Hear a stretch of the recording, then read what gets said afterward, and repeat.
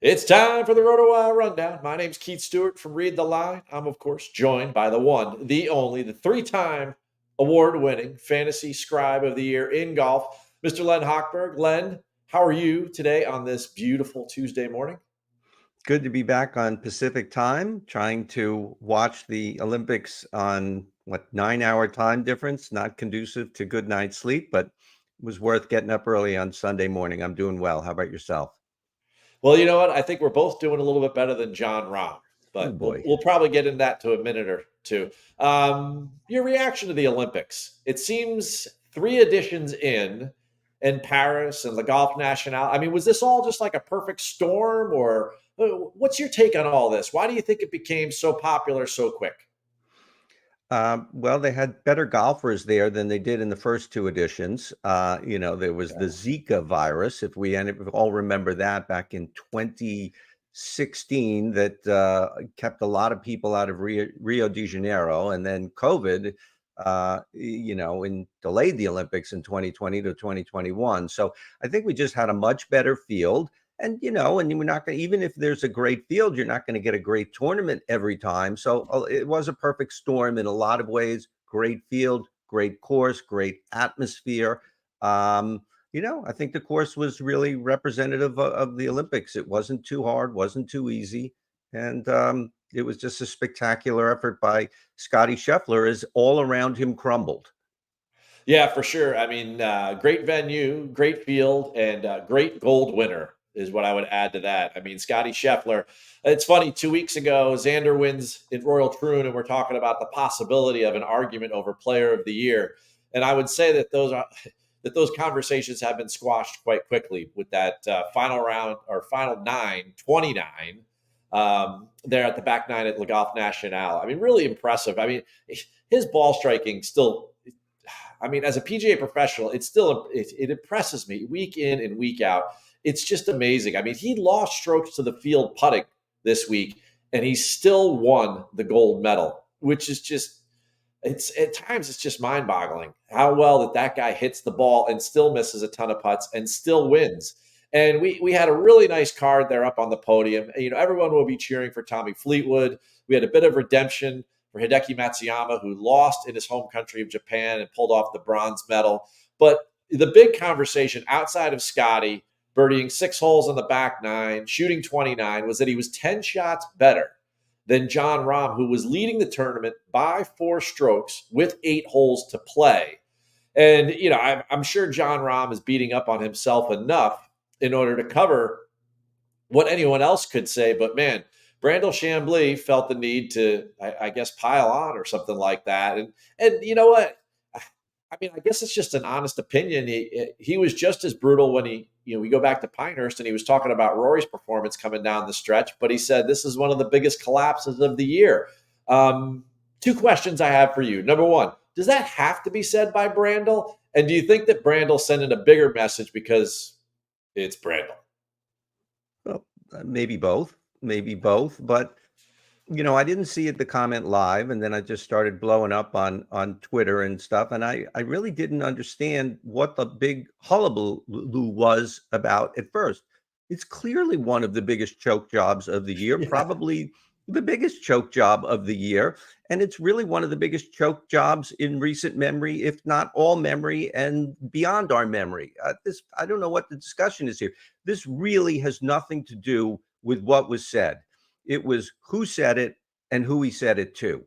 If Yeah. Johnny Miller said this, and it's something Johnny Miller would say, it would not have been nearly as soft as what Brandel Chamblee did, and his mild choke, one of the big chokes of the year. This is Van de Veldian in scope, coming in the Olympics. Granted, he does not have the visual of rolling up his pants and standing in the water, and which is seared in our memory. So there wasn't any one moment like that. But everyone who listens here and who follows golf could easily see Johnny Miller saying something like this and not blinking an eye, because it's completely true. Again, it's not what was said. It's Brandel Chamblee saying something about Liv. And I get there's a history there, and I get that he's attacked Liv, but this happens to be spot on. The live snowflakes have got to get over this. Yeah, tell me about it. And I agree, I completely agree with you there. I mean, why not say it? I was a round backer last week, at plus 1,200 with 8 holes to go. I felt pretty good about that bet. I mean, this guy had just come off a great performance at Royal Troon in the bad weather. He contended, got himself in the top 7. And then a week later, he wins at Live London. He came in great form. He obviously showed great form even up until the last 9 holes. I mean, he shot, 4 under on the front, 31. So, I mean, it's just a tremendous, tremendous performance up until that point. And I wonder if it seems as if a lot of the live players tend to fade deeper into tournaments. And one thing's for sure, you'd have to consider playing 54 holes in elite competitions and how they've performed in major championships this year as something to maybe evaluate at the end of the year. And maybe 54 holes isn't the answer for them. And maybe they go to 72 holes to become more competitive. I mean, Bryson's on another level, and certainly Jon Rahm should have been, but boy, he couldn't close this thing out. And it was really kind of bad in the end. And I don't blame Brandel. I blame Jon Rahm, because a 4-shot lead with 8 to go is historic. Yeah, and I don't even think it's the 54 holes as much as it is just the loosey-goosey music playing, fun Okay. atmosphere of live. I think that just sort of like, Jon Rahm, by all accounts, is like, what did I get myself into? You just walk into this party and you go, why did I come? This is going to be a terrible night here. I can't wait. Can't wait till it's time to go. I think they probably will go to 72 holes.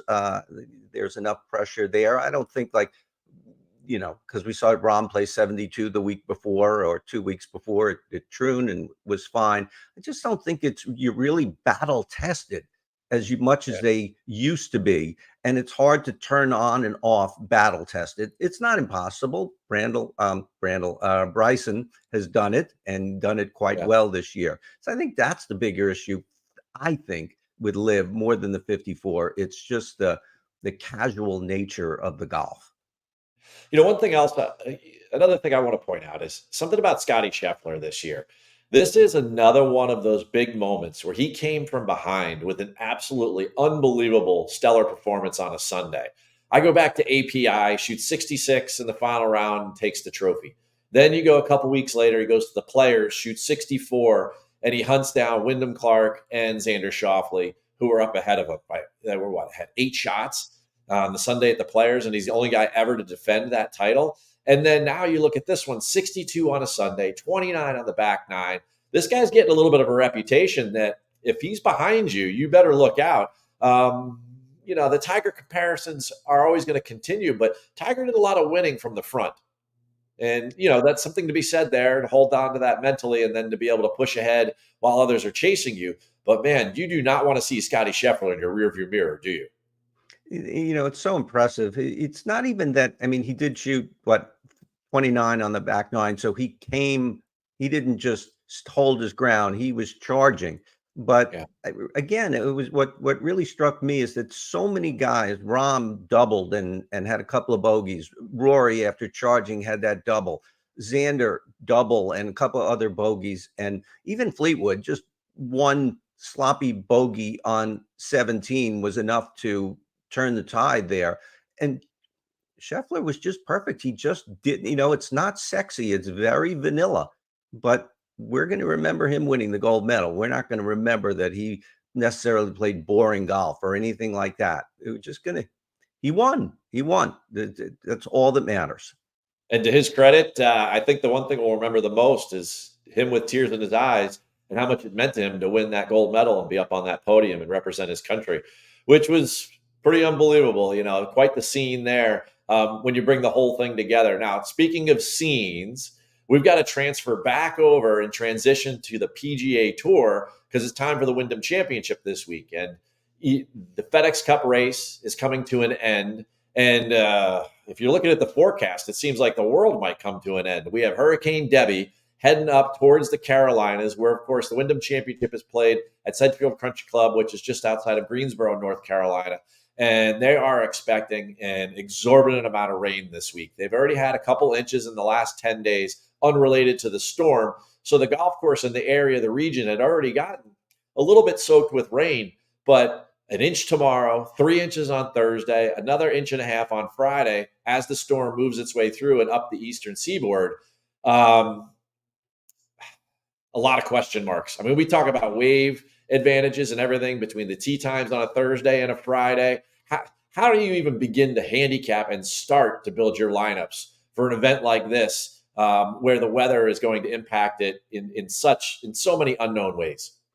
Well, a few things. First of all, this is Tuesday, and we don't even have the tee times yet, and the weather can change a lot in the next 48 hours. So, my article is now up on RotoWire, and I don't have the advantage of seeing who's going to be late, early, late. It almost sounds like, at least now, 48 hours early, that it doesn't matter. It's just a blanket of rain, and it's just going to be horrible. So I always advise people in the article, there's no reason. I mean, if you're betting in the betting market and you want to get a number before it moves to someplace you don't want to move to and you want to lock in, but there's no advantage in DFS to locking in early before you see the full scope of the forecast and doing it, the night before or even early in the morning before to get the latest weather and to see the tee times and to see what's going on.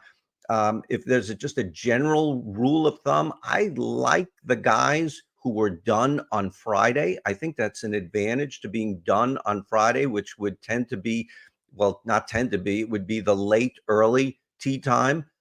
You're going to have some delays, but then you have the other guys. They're not finished on Friday. They got to get up early Saturday. There may be more rain. They're sitting around. They may have 6 holes to go. Then they got to, get to the cut and everything. So I just think that the guys who are done on Friday, take their medicine with late, early. They will have an advantage in a lot of ways. And we don't have the advantage right now of discussing that because we don't have the tee times. Yeah, there's no doubt that all of these unknowns add up to the fact that in DFS, you can wait as long as you can until those lineups lock. As far as from a betting perspective, when we start to break it down, and had we come into a normal week here at Sedgefield Country Club, we certainly want to put the ball in the fairway. We want to keep it out of that Bermuda rough. It's one of the most penal places to hit to the green from off the fairway. We would love a wonderful approach game. This is one of the easiest golf courses on the PGA Tour to attack from the fairway. Approach numbers are always, basically just popping off of the page for the guys that are on the leaderboard. And then, the third thing is that this is a putter's paradise. This is the type of place, Donald Ross green complexes, where if you can gain with the putter, then you can do an excellent job in separating yourself from the field. Now, as I look ahead, should we get all of this rain and should the forecast be at least 50% of what they're talking about right now, the first thing we know is that they're going to be playing lift, clean, and place from the fairway. The place is going to be so soft and waterlogged that hitting the fairway is going to gain an extra premium. So that's one of the things that I might change about the way I was building lineups or I was building out my betting card, is that I would make sure I have guys that hit the fairway because they'll have their hand on the ball, they'll be able to clean it, they'll be able to place it, and then they'll be able to hit from a perfect lie. The second thing is that this isn't a big around the green or short game place. So over the years, last 10 years or so, the average winner is only gaining less than 2 strokes, with their short game. And I think that that's going to change this week. I think you're going to have a lot of situations with the wind and the rain. The guys are going to miss more greens than usual, and you're going to have to get up and down. And, we have a couple par 5s here. This is a par 70 golf course. We got to save as many shots as we can. And that normally happens with your putter and your wedge. So I definitely would stay with featuring the putter, but I think I would advance how much I'm going to weigh around the green versus a normal Sedgefield Country Club week here at the Wyndham Championship. Are you going to change anything specifically based upon the weather? Not a whole lot. I mean, you definitely make some good points and stuff, but I still think it's getting the ball in the fairway, as you said, whether it's raining or not. That's step one.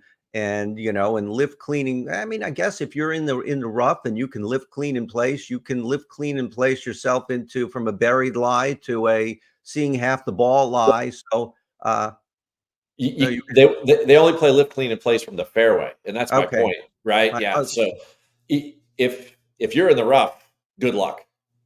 Okay, good point. it's still looking for guys who can hit the ball in the fairway. Although, I do have a couple of guys, and we'll get to my picks, that I think are more aggressive players, maybe not for a cash game in DFS, but maybe for the big GPP tournament games, something like that, who I always think can, in a birdie fest can really go for it. And, if you want to try and separate yourself and take some risk. So there are those guys as well. I will have, and I won't lose those guys in my lineups. All right. So they're separated, four guys at the top in the 10K range. Which of those are you choosing for your lineups? Is Sung J M all that and everything we need here at Wyndham, or is it a different guy? Sung J M is all that. He really has had two seasons. It was pre-Masters, which he really was very ordinary, and maybe that's even being kind. Johnny Miller would not say ordinary for Sung J M's first half of the season, or January to mid-April. But the week after the Masters, he started playing great. He didn't have a couple of good majors after that, but he's been terrific, and he's been terrific at this course. So that really, you really got all your food groups there that you need for perfect nutrition, playing well at Sedgefield. Yeah.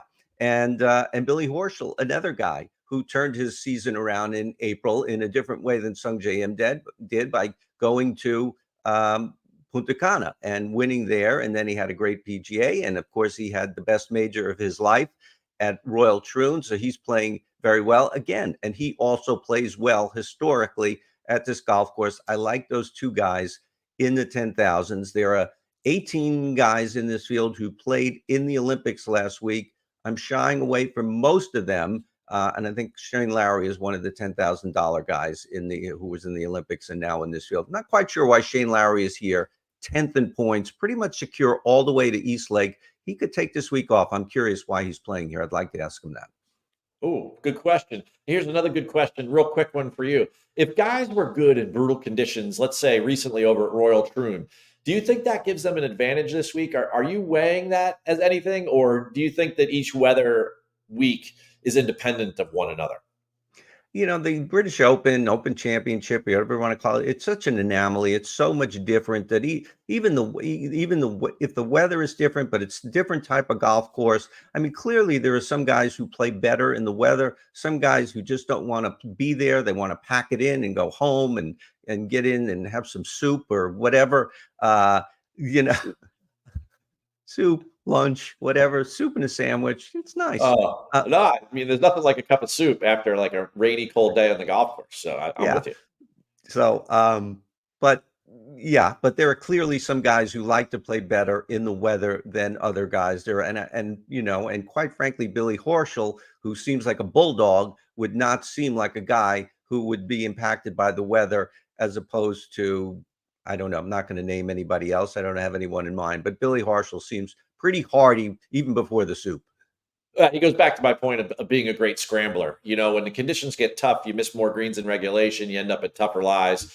And he showed it at Royal Troon, but he showed it throughout his whole career. On Bermuda grass, the guy is almost impeccable in and around the greens. And that's why, I think he's definitely worth a little bit of a look this week. 9,000s. An interesting gentleman is here. And I mean that, I guess, in more ways than one, because basically, why is he here? You and I started talking about this weeks ago that we thought he would be here, but he's plus 4,000 to bet, right? It's Jordan Spieth, hasn't been here since 2020, and he's 9K. Is that a guy that you want to play because it's Jordan Spieth, or are we still off of Jordan Spieth for a while here until we see some results? Yeah, I'm off of Jordan Spieth. I actually kind of led my article today with Jordan Spieth because I was talking about, remember last year when Justin Thomas came here and Yeah. needed to get in and didn't. Now Spieth is in a lot better shape. He's 63rd in points, so he's safely through to next week to Memphis. But he's here because he's not in the BMW yet, so he's got work to do. And even for him, the BMW is not where he wants to be. He wants to be in East Lake. So he's got a lot of work to do to get to East Lake. But I don't like him this week because he has not played well all year. He's now almost 40th in the world. I think he's down to number 39. Hard to imagine. So, yeah, hard to believe, but he's just not playing well. He's putting terribly. terrible putter, and that's just like what have you done with the real Jordan Spieth? But in the nines, Davis Thompson, playing very well of late. Of course, he had that breakthrough win. I also like that he went over to Britain and played well in the 2 tournaments there. Shows that he can adapt his game, play in different types of conditions, different types of places. He's playing well. And I talked about one of the risk takers, Min Woo Lee. I think of him as sort of like a swashbuckler out there, one of the most daring and it sort of killed him at the Players a couple of years ago, but he's very aggressive. He takes a lot of chances, and he's not for the faint of heart, and he's not for cash games. But when he hits, he can go low. And, if you want to take a chance on someone in a field with not a lot of great golfers, in which he is a pretty good golfer, I clearly state this in my article, not for everybody this week, but Min Woo Lee is in my article and one of my picks.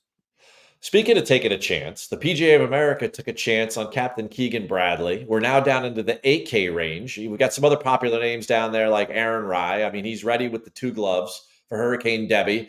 Outside of those 2 guys, or maybe it is those 2 guys, who do you like in the 8K range? You mentioned Keegan Bradley, and I'll get to your question, Sam, but I want to get your take. Like, I thought that was a little premature because, he could still make the team. He's not in great position, but, if he makes a charge and does well in the playoffs, and he could be a captain's pick. And I don't know, is that still possible? Do you think that he could still somehow vice captain himself and become a player, or is this by design that they don't want him to play and he doesn't want to play? Well, during the press conference, he mentioned quite objectively that if he made it on points, he would play. If he did not, he would not pick himself. So he knows what's out there. But for this week, if Furyk wants to pick him. Oh, for the President's Cup? Yeah. That's a good question. Yeah. You're talking Montreal.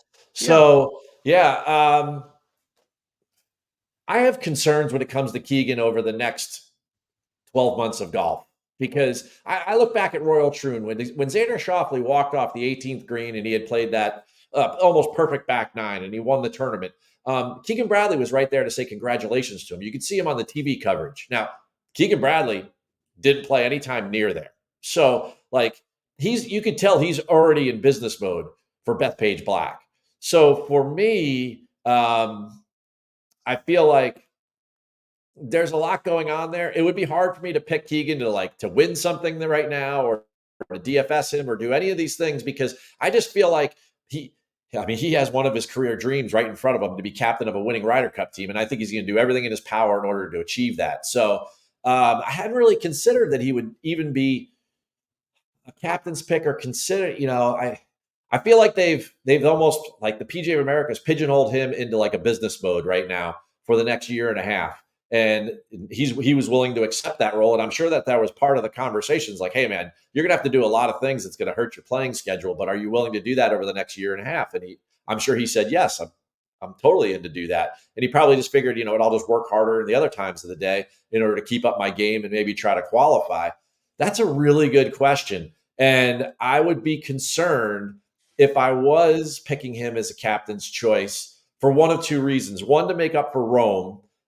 That's never a good reason. The reason should be because you think he can do really well. And number 2, let's be quite honest. I'm not quite sure the vice captains really do anything other than manage the groups as they go around. So I don't see that as being a huge reason not to pick him to be on the team if he's one of the 12 best players to represent us at Royal Montreal. But you bring up a really good point, and that's interesting. I'm going to have to give that more thought, but I wouldn't be opposed to picking him if he's earned his way there, if he's in those top 12 point leaders. But I do worry about him week to week being distracted by Bethpage Black, for sure. Yeah. So for good answer, and well represented there, which is why it's very difficult to pick Keegan Bradley, not only this week, but going forward. You wonder where his head is going to be if it's fully in the tournament. And, as you were talking, not to get off on a whole thing here, but it just made me wonder, when he's done with the Ryder Cup and he's sort of lost a year of his golf playing career, How will he get that back? Easier said than done. So, but I'm sure we'll worry about that for another day. But he is Yeah, not in my picks in the eights. yeah, he'd have to call Adam Scott or Justin Rose or somebody like that that's played well into their 40s, Matt Kuchar, and continues to make cuts and continues to be, a positive player out there on the PGA Tour. I mean, coming into this week, you talk about slappy weather. One of his last victories was at Aronimink in Philly in the pouring rain in a soaked wet Aronimink golf course. Keegan's great in par 70 scoring. I mean, you have every reason in the world to take Keegan this week, other than the fact I feel like he's just in Bethpage business mode. And that little undercurrent of distraction that every site he's always looking at other players and how they're competing. They could have bad weather at Bethpage in a year and a half. And, he might say like, oh, I remember at Wyndham when this guy played really, really well. And he has to pay attention to those things. So for me, I would love to take Keegan this week for all the points I listed, except for the fact that I think his mind's in another place. For me, Cam Davis starting in the eights. Not statistically great for playing well this year until recently when he won the Rocket Mortgage, and then he's had a couple of good tournaments since then, but he's had a great history here at Sedgefield. Aaron Rai playing great all summer, one of the stars of the last number of weeks. He's in my picks. And another guy who's been a breakout star over the last 6-8 weeks, Robert McIntyre, my 3 picks in the 8,000s. All right. We got off on a little bit of an 8K walkabout there, but let me get us back on track. 7,000s. Some guys that this year started off really, really hot. They've been very popular names. Keith Mitchell, JT Poston. They should be good here at Greensboro, but will they be? They're not in my sevens. I have a bunch of guys in the sevens. I have 6 guys in the 7,000s because it's not a strong field at the very top. And, and I think we can get, we saw last year, Lucas Glover came out of nowhere. He was like 112th in FedEx Cup points or something like that and came in and won. So I think, we can see that happening here this week. Eric Cole. I'm not going to go into a whole lot of detail on all of these guys. You could see the real specifics of why I picked them in my article. Eric Cole playing a lot better lately after a very poor start to his sophomore season. Taylor Moore, Mackenzie Hughes, one of the best putters going. Ben Griffin, burgeoning TikTok star. I love to watch him there. Go watch him there. Andrew Novak, we talk about him almost weekly here. He's so low priced. He's 7,100. He's still very favorably priced. He's playing so well.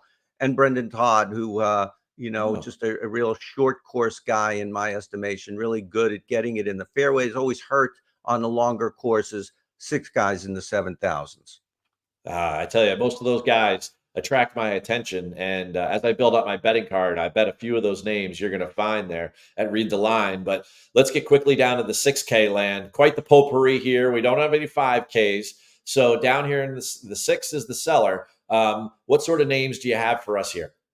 Potpourri, you're being too kind. Only 3 guys here. Ben Coles. Ben Coles has some work to do. He is 81st in points. He doesn't have to win, but he needs a pretty good week. And being a very accurate off the tee and being a very good putter, I like his chances to do well. I'm not predicting he'll get into the top 70, but I think he'll, pay off. He'll justify his $6,900 price. Pearson Coody, one of the best putters. We're at a putting contest. Always like to take one of the best putters, and he's 6,900. We talked about him a bunch in recent weeks. And way down at 6,400, guy by the name of Trace Crow. 2 words I had never said before out loud together. And I actually was looking at Trace Crow at the 3M Open, and I decided against picking him because he's Trace Crow. And then he had a top 25. He finished 24th at the 3M Open. But this guy, this golfer, 28th in birdie average on tour this season, 5th in par 4 scoring overall, 5th in par 4 scoring on the PGA Tour. They have a lot of par 4s in tournaments every week. So that's kind of an important stat there. And 16th in par 4 birdie or better. Wow. So that's what I wrote. Like how is this even possible for Trace Crow, who I'm guessing that some of the people listening might not even know of here. And But 6,400, always want to give someone people an option under 6,500. That's it this week. Trace Crow, rock on. I tell you, man, Trace Crow sounds to me like the lead singer of a band or something, back in like a heavy metal, like 80s band or something. I don't know. Either that or like an action movie star. There's a lot of places I could go with Trace Crow, but I'm not going to my betting card with him. I love the 6K stuff there. One name that I'm going to give out that you've already mentioned, and then another one I am crossing my fingers on. But with the advent of bad weather and some trying conditions, I am going to favor ball striking with my first bet of the week, and that is with Cam Young at plus 3,000. I am well aware of how many runner-ups there are, and I'm well aware of having backed him before in recent years and the heartache that goes along with it. But maybe I'm just hopeful that the golf tournament will be cut short and that he wins in 54 holes. I'm not quite sure what it is, but he's got a 9th at the Travelers with a 59. He's got a 6th at the Rocket. He plays well overseas. He plays well in bad conditions, having grown up in the Northeast. He went to school at Wake Forest in North Carolina. He's very, very good on Bermuda grass. You take him down to Florida, he always tends to play very, very well. And where ball striking counts and you have to hit the fairway, I think back to when they played the Wells Fargo up in Potomac, Maryland. He came in runner-up in that golf tournament, and he didn't putt very well, but they played in cold, wet conditions for 4 straight days, and that guy kept the ball in play, and he was able to score. And I feel like that level of consistency in trying, challenging, wind, weather, wetness, all of those things, for me, is why I'm leaning on Cam Young to try to get his first career victory here at the Wyndham Championship. And then the second guy is a name that you already mentioned, and that is Eric Cole at plus 7,000. I think Eric Cole has kind of found his mojo again that helped him win Rookie of the Year. He was 6th at the Rocket, 7th at the John Deere. He was 14th here last year. After he went 14th here, in his next 7 events, he had like 4 top 5s. So he really tore it up during the fall. This place seemed to be somewhat of a pivot moment for him to try to kick his game in gear. He's great on Bermuda grass. Another guy that can score in and around the green with a wedge. He's great with his putter. And if, this is the type of golf course that isn't that long, so it doesn't require Eric Cole to use driver everywhere. Just find the fairway, bud. Just find the fairway, and your wedge and your putter will do all the rest of the work. So those are my 2 guys. Cam Young, 35th in FedEx Cup points, would love to make it to the Tour Championship. A win this week probably assures that. And then the other guy, Eric Cole, 54th, would love to be in those signature events, considering the spring that he had in the 2 seasons that you mentioned. That would be a nice, icing on the cake for him on somewhat of a sophomore slump of a season, but he's finishing it strong. And when you mentioned that Cam Young hopes the tournament maybe could be cut to 54 holes, I know there was certain commissioner of a secondary tour that his ears might have perked up there and thought he might be a good candidate to join that tour, but we'll see. Oh boy, you are always walking the line so delicately between controversy and wonderful character there, Mr. Len Hochberg. That's why I enjoy the rundown with you each and every week. We will be back. I will be in Memphis next week. I'm back out on the road for all 3 weeks of the FedEx Cup playoffs. Basically starting right now, this is the playoffs. We're going to lose guys every week for the next 4. It's going to be a lot of fun to go through. So keep joining us for the rundown. Len, any last words for Jon Rahm or anybody else before I shut it down for this week?